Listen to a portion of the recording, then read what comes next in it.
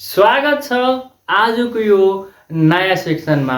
आज म पुनः प्रस्तुत भइसकेको छु ग्रामीण विकास लघुवित्त संस्थाको इक्जामलाई लक्षित गरेर।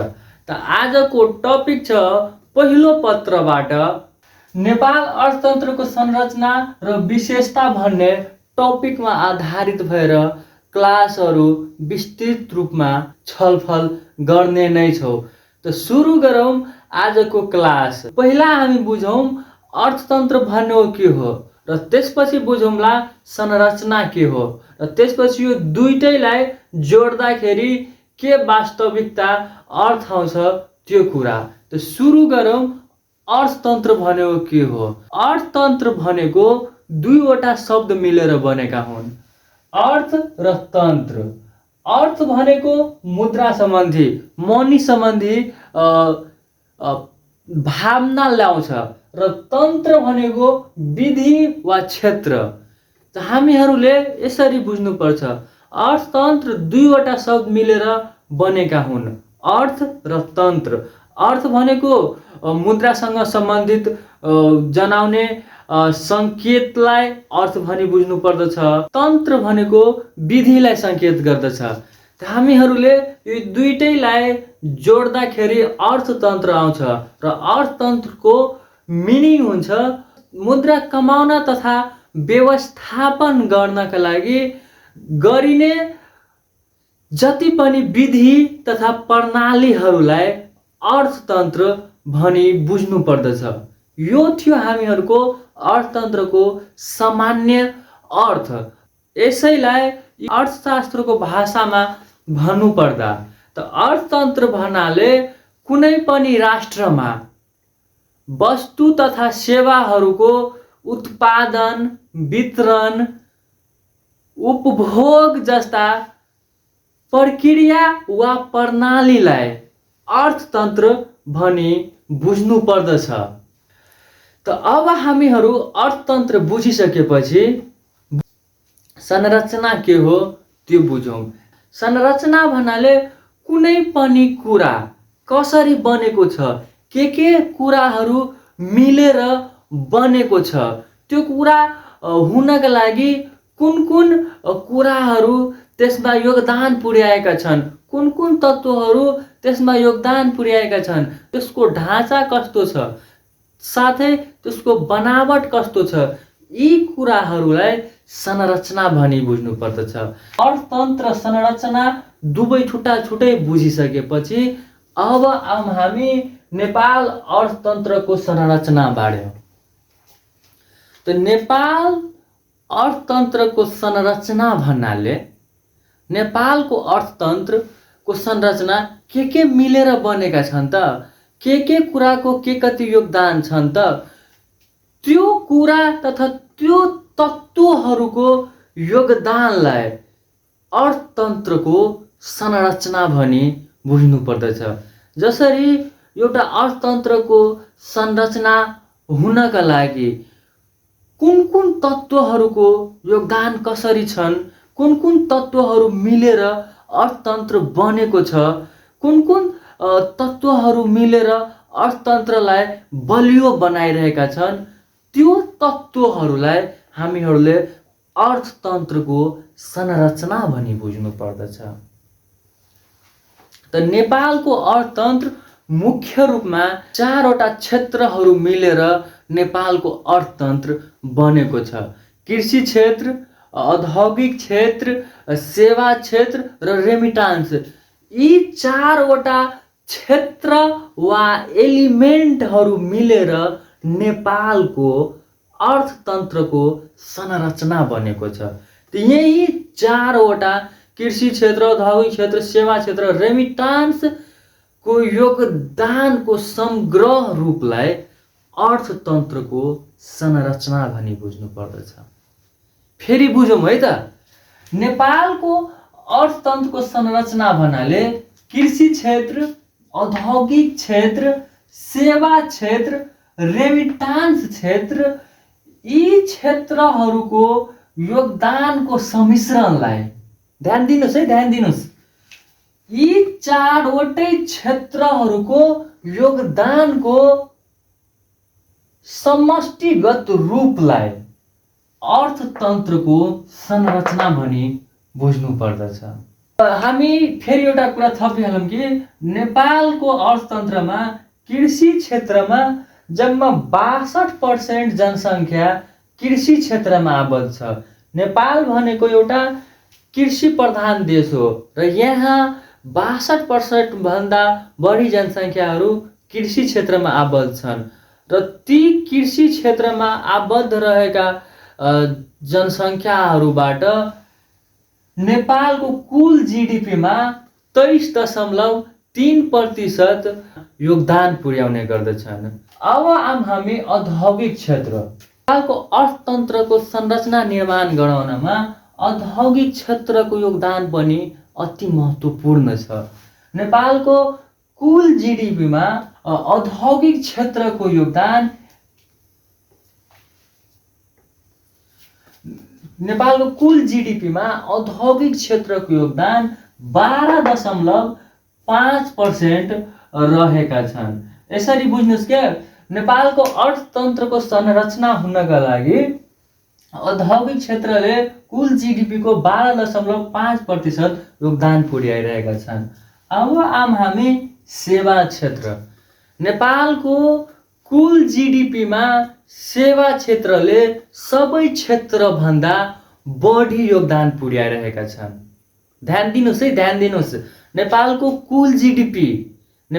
कुल जीडीपीमा सबैभन्दा बढी योगदान पुर्याउने क्षेत्र भनेको सेवा क्षेत्र हो। सेवा क्षेत्र भन्नाले tourism sector, banking sector, education sector, यी क्षेत्रहरूबाट आएको इन्कम तथा पुँजीहरूबाट कुल जीडीपीमा सबैभन्दा बढी योगदान पुर्याइरहेका छन् र नेपालको कुल जीडीपीमा सेवा क्षेत्रको 62.9% योगदान पुर्याइरहेका छन्, जसमा सेवा क्षेत्रमा मात्र 20% जनसङ्ख्या लगनशील भएर काम गर्दैछन्।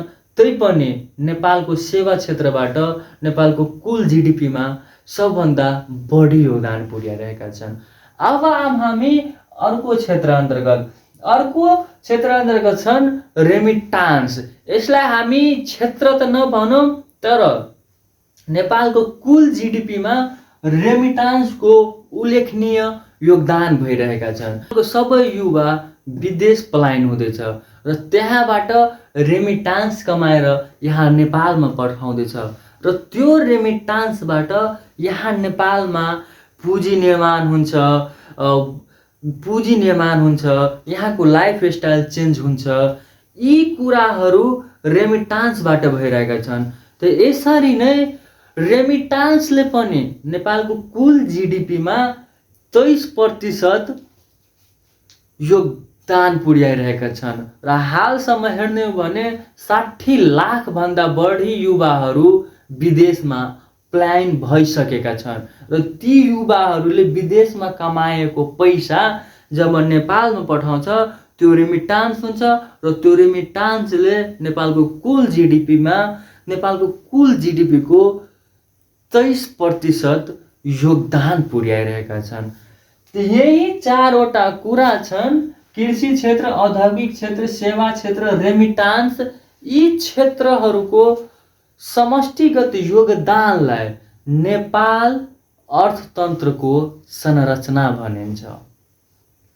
तपाईहरूको क्वेसनमा यदि आयो नेपालको अर्थतन्त्रको संरचना भनेको के हो, त त्यति बेला तपाईहरू कुनै कन्फ्युजन नमानिकन सिम्पल भाषामा लेख्नुहोला। एन्सर इज अन वर्डमा तपाईहरू लेख्नुहोला कि नेपाल अर्थतन्त्रको संरचना भन्नाले कृषि क्षेत्र, औद्योगिक क्षेत्र, सेवा क्षेत्र, रेमिटान्स, यी 4वटै क्षेत्रको समष्टिगत योगदानलाई नेपाल अर्थतन्त्रको संरचना भनिन्छ। त यसरी लेखिदिनु होला नेपाल अर्थतन्त्रको संरचना भन्ने। मलाई लाग्छ अब तपाईहरूले नेपाल अर्थतन्त्रको बारेमा क्लियर हुनुभएको होला र अब म जान्छु नेपाल अर्थतन्त्रको विशेषताहरू के छन् भन्ने टपिकमा। लेख्ने सुरुवात गर्नुस् त। क्वेसन लेख्नुस् त। नेपाल अर्थतन्त्रको संरचना भनेको के हो? Question mark. साथै नेपाल अर्थतन्त्रको विशेषताहरू बुद्धागत रूपमा उल्लेख गर्नुहोस्। त्यसपछि तलबाट लेख्ने सुरु गर्नु त। अर्थशास्त्रको भाषामा अर्थतन्त्र भन्नाले कुनै पनि राष्ट्रमा वस्तु तथा सेवाहरूको उत्पादन, वितरण, उपभोग जस्ता प्रक्रिया वा प्रणालीलाई अर्थतन्त्र भनिन्छ। अर्थतन्त्रको संरचना भन्नाले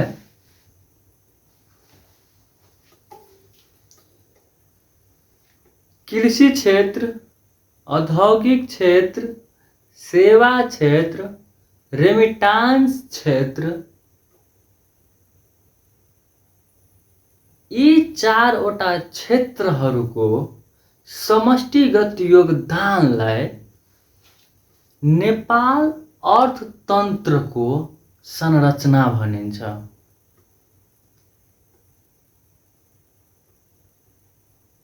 पुनः विराम गरेर नेपाल अर्थतन्त्रमा कृषि क्षेत्रको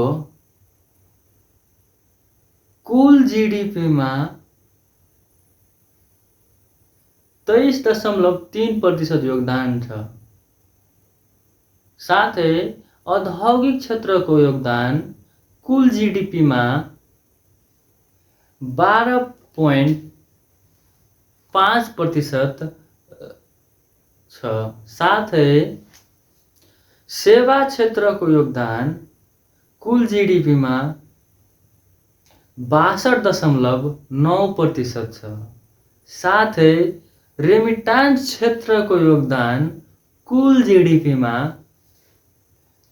23 रहेको पाइन्छ। पुनः विराम गरेर अब लेख्नुस् त। नेपाल अर्थतन्त्रको विशेषताहरू तल निम्न बुद्धागत रूपमा उल्लेख गरिएका छन्। त्यसपछि बुद्धागत रूपमा टिप्पणी गर्नुस्। नेपालको कुल जनसङ्ख्या मध्ये 20% अहिले पनि गरिबी रेखा मुनि रहेका छन्। अर्को बुद्धा लेख्नुस्। नेपालमा कृषि क्षेत्रमा अधिक निर्भर रहेका छन्। नेपालको आफ्नो स्रोत साधनहरूको त्यति अधिकतमसम्म उपयोग भएको पाइएको छैन। नेपालमा मानव विकास सूचाङ्क मध्यम स्तरमा रहेको छ, जसलाई एचडीआई भन्नुहुन्छ। नेपालमा वैदेशिक व्यापार घाटा उच्च छ। नेपाल सरकारको राजस्वको ठुलो हिस्सा कर मात्र रहेको छ। अर्को बुदामा नेपालको घाटा बजेट ऋणको आशमा विदेशमाथि आश्रित रहनु, नेपालमा विप्रेषणमा उच्च भर पर्नु,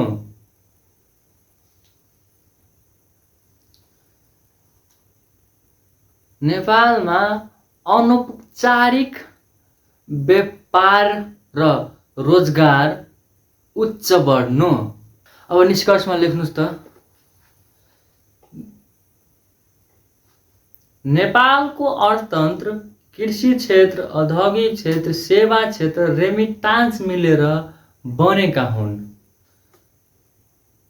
साथै नेपाल अर्थतन्त्रको मुख्य विशेषता भनेको यो क्षेत्रमा सेवा क्षेत्रबाट उच्च लाभ हासिल गरिएको पाइन्छ भने अनौपचारिक व्यापार र रोजगार देखिएको पाइन्छ। त्यसपछि अन्त्य गर्नुहोस्।